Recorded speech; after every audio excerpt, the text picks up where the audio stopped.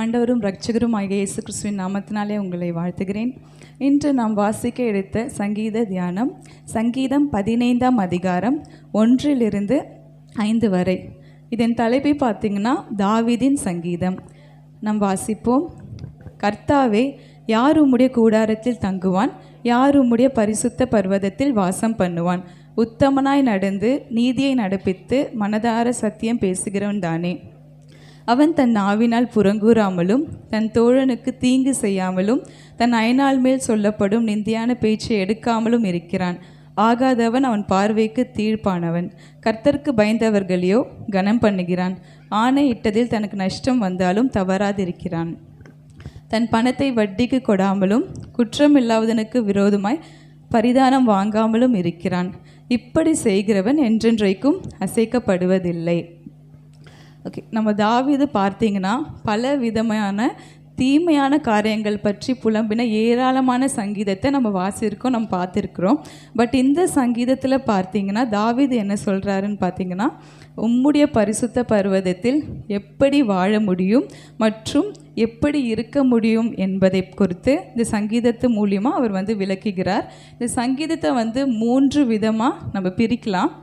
ஒன்று பார்த்தீங்கன்னா reflective psalm, second பார்த்தீங்கன்னா மெடிடேட்டிவ் சாம், அண்ட் தேர்ட் பார்த்தீங்கன்னா கொஷின் அண்ட் ஆன்சர் சாம்.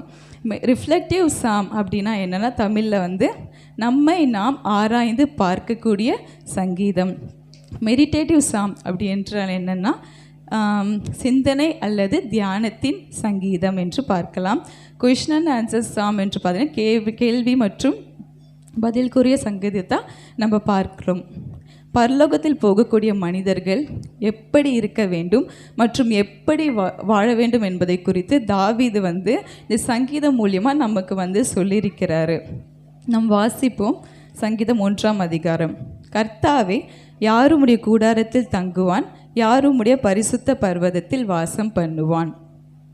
இப்போ பார்த்தீங்கன்னா கூடாரம் என்பது பார்த்தீங்கன்னா நிலையாமல் இருக்கிறது, நிலையில்லாமல் இருப்பது தான் கூடாரம். அது எப்போ வேணாலும் அழிந்து போகலாம். என்ன சொல்கிறது, ஃபார் எக்ஸாம்பிள் நம்ம வாழக்கூடிய வீடு, நம்ம இருக்கக்கூடிய இடங்கள், நம்மளுக்கு பெஸ்ட்டாக இருந்த திங்ஸ் பார்க்கலாம், ஏன் சபையை கூட சொல்லலாம். நம்ம வாழ்கின்ற வாழ்க்கை வரைக்கும் தான் அது இருக்கும். அதுக்கப்புறம் நம்மளுக்கு அது எதுவுமே நிரந்தரம் இல்லை, நிலை இல்லை. அதே மாதிரி பரிசுத்த பர்வதம் என்பது பார்த்திங்கன்னா நிலைத்து இருக்கிறது. பரிசுத்த பர்வதம் தான் என்னென்னா, ஆவிக்குரிய நம்ம பரலோக ராஜ்யமை தான் நம்ம பரிசுத்த பர்வதம் என்று நாம் சொல்கிறோம். அது மாத்திரமல்லாமல் அதுதான் நிலைத்து இருக்கிறது. இந்த கூடாரத்தில் அதோட இங்கிலீஷ் மீனிங் பார்த்திங்கன்னா அபைட்னா நான் சொன்ன மாதிரி டெம்ப்ரரி, அண்ட் ஆல்சோ பர்வதம் என்று பார்த்திங்கன்னா ட்வெல், அது பெர்மனண்ட். அதாவது பரிசுத்த பர்வதம் தான் நம்மளுக்கு நிலைத்து பெர்மனண்ட்டாக இருக்கிறது என்று சொல்கிறார்கள் தாவீது. இப்போ நம்ம வாசிப்போம். செகண்ட் சங்கீதம். உத்தமனாய் நடந்து நீதியை நடப்பித்து மனதார சத்தியத்தை பேசுகிறவன் தானே. இன்னொரு முறை வாசிக்கலாம். உத்தமனாய் நடந்து, என்னோட சேர்ந்து வாசிக்கிறீங்களா? உத்தமனாய் நடந்து நீதியை நடப்பித்து மனதார சத்தியத்தை பேசுகிறவன் தானே.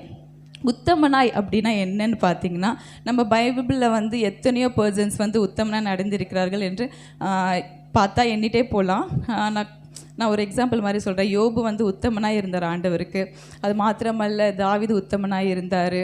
அப்புறம் அப்படியே சொல்லிகிட்டே போகலாம். இப்போ யோபு பார்த்திங்கன்னா கர்த்தரிடத்தில் உத்தமனுமாய் நீதியுமாய் இருந்தார். எப்படி பார்த்திங்கன்னா, ஐஸ்வரனாய் இருந்தாலும் உத்தமனாய் இருந்தான். ஆண்டவர் அவரை சோதித்தார். யோபு சோதித்தார். ஒன்றும் இல்லாத நிலைமையில் கூட ஏழை ஆயிட்டான். ஆனால் அப்போ கூட ஆண்டவர் கொஞ்சம் கூட அவரோட விசுவாசமும் அந்த உத்தமனாய் இருந்த அந்த நம்பிக்கையுமே குறையலை. அப்பொழுதும் முழு இருதயத்தோடு உத்தமனாயும் நீதியுள்ளவனாயும் இருக்கிறான்.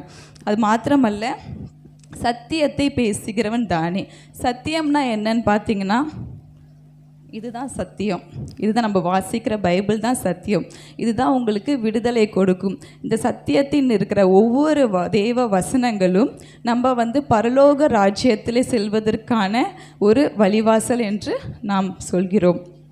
அதன்படி தாவீது ஒன்று சொல்கிறாரு.